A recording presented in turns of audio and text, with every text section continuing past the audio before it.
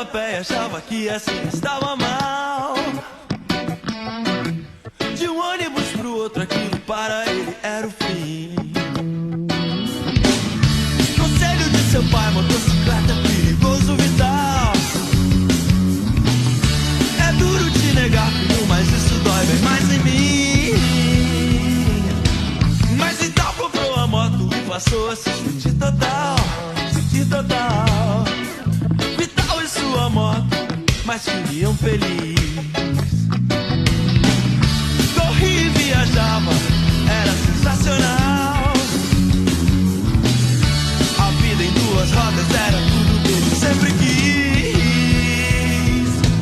Vital passou a se sentir total, com seu sonho de metal.